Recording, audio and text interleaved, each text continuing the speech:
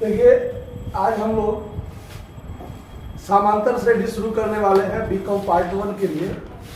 ठीक है, तो समांतर श्रेणी को इंग्लिश में एरिथमेटिक प्रोग्रेशन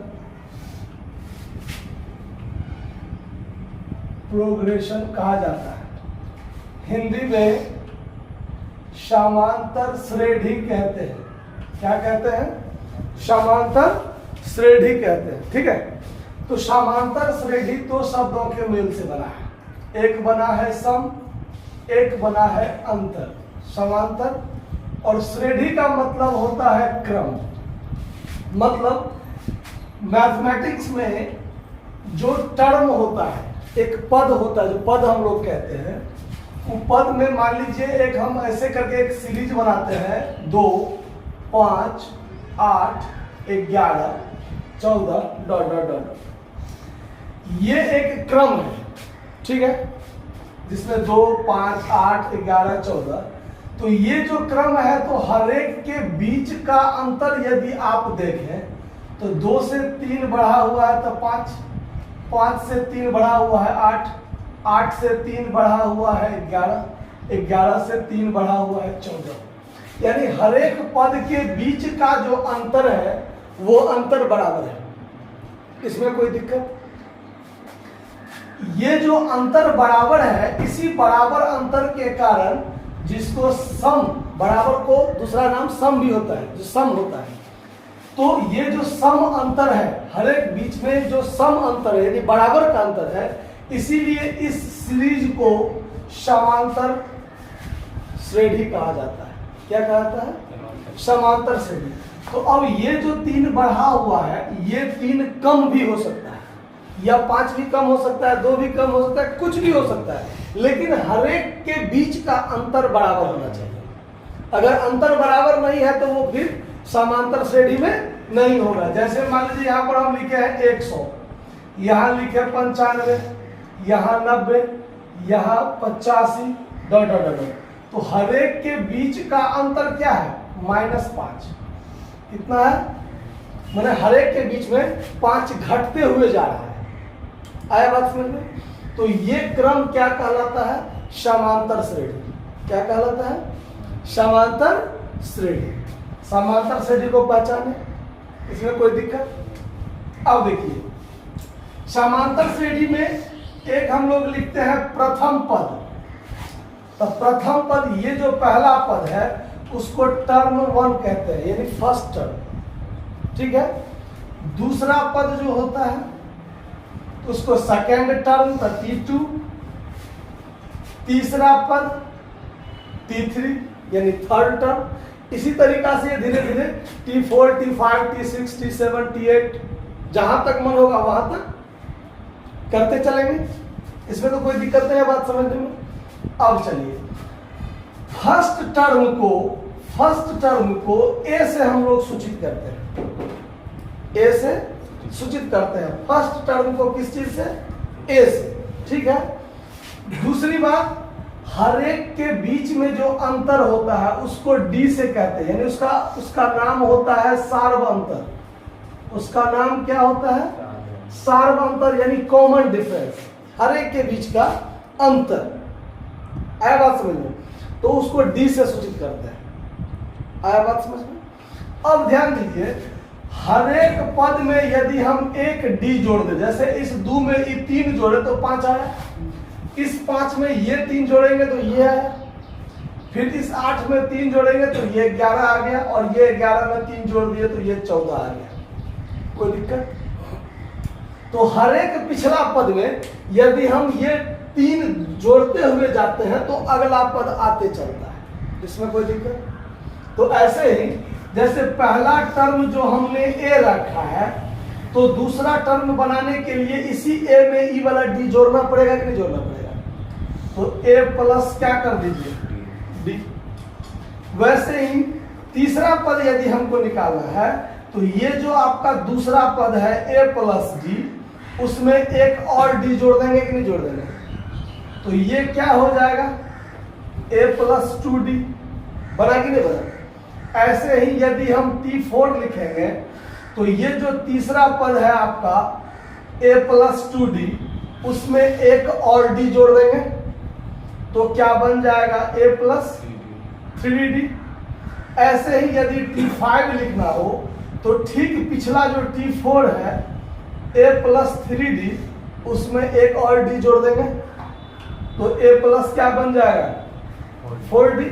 कहने का मतलब ऐसे ही यदि हम आगे बढ़ते जाएं T6 अगर हम कहेंगे तो a प्लस 5d हो जाएगा, T7 कहेंगे तो a प्लस 6d हो जाएगा, T100 पूछ दें तो a प्लस 99d हो जाएगा, एक कम करके होता है ना।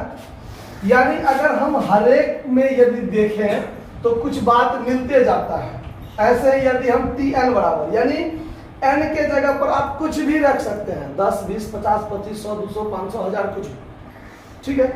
तो अगर यहाँ पर Tn दे दे तो आपको Tnवां पद जो कहेगा निकालने के लिए, तो कैसे निकालेंगे?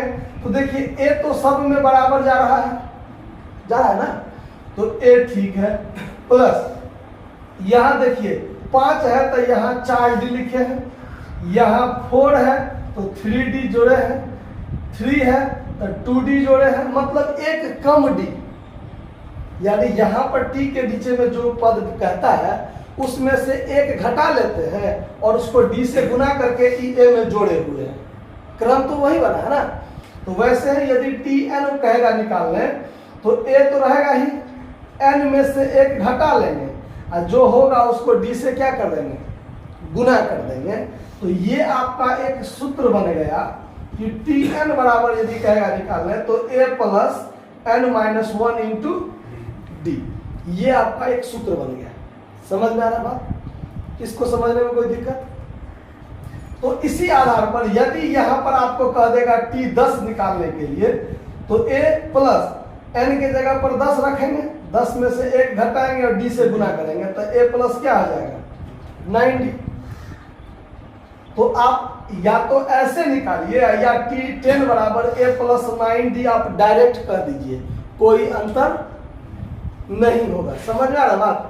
अगर ऐसे ही हम आपको पूछ दें कि T15 बराबर क्या होगा, T15 बराबर तो a प्लस 14d कहिएगा, T20 बराबर क्या होगा तो a प्लस 19d कहेंगे कि कोई दिक्कत? इसमें तो कोई दिक्कत नहीं। तो ऐसे ही यदि n के जगह पर कुछ भी कहेगा उसमें से एक माइनस कर दीजिए और उसको d से क्या कर दीजिए, गुना कर दीजिए और उसको a में क्या कर दीजिए, जोड़ दीजिए, तो वो पद निकल जाए।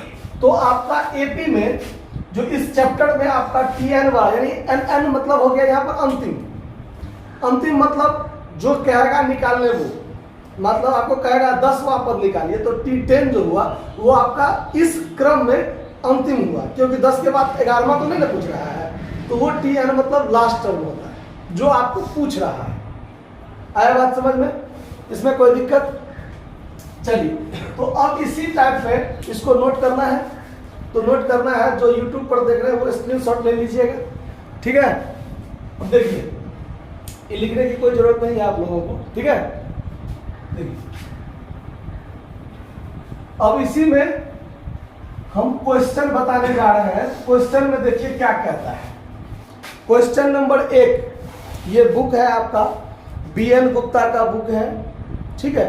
BN गुप्ता का बुक है बिजनेस मैथमेटिक्स एंड स्टैटिस्टिक्स, जिसमें एक्सरसाइज जो है आपका वो 1 का A एक्सरसाइज है। और पहला क्वेश्चन क्या कहता है वो देखिए, 10, 8, 6, 10, 8, 6, 4 डॉट डॉट डॉट डॉट, ये आपका एक श्रेणी दिया हुआ है, क्रम दिया हुआ है। और क्वेश्चन में पूछ रहा है कि T6 बराबर क्या होगा और T19 बराबर क्या होगा, ये दो चीज पूछ रहा है, ठीक है। तो अब इसमें ध्यान दीजिए कि हमको कोई भी पद कहेगा निकालने तो हमारे पास A रहना चाहिए, हमारे पास D रहना चाहिए और N रहना चाहिए। ये 3 चीज रहेगा तो हम कुछ भी निकाल सकते हैं। आया बात समझ में? तो A का मतलब क्या हुआ, यहाँ 10 जो प्रथम पद है वो A है ना। D, तो D का मतलब होता है T2 माइनस T1, यानी हर एक अगला पद में से पिछला पद को यदि आप माइनस कर देते हैं तो डी का वैल्यू निकल जाता है। ठीक है, तो देखिए 8 में से 10 को घटा दीजिए तब माइनस में क्या निकलेगा, 2 निकलेगा। तो डी का मान हो गया -2। एन का मान, अब हम यदि हम T6 निकाल रहे हैं तो T6 निकाल रहे हैं, पहला ए कर देते हैं T6, तो यानी एन का मान 6 हुआ ना। अब हमको निकालना है T6 बराबर, तो हम a + 5d डायरेक्ट लिख सकते हैं कि नहीं लिख सकते हैं। a + n - 1 × d कीजिए तो भी तो यही आना है, तो हमारा एक स्टेप तो बचेगा, है ना।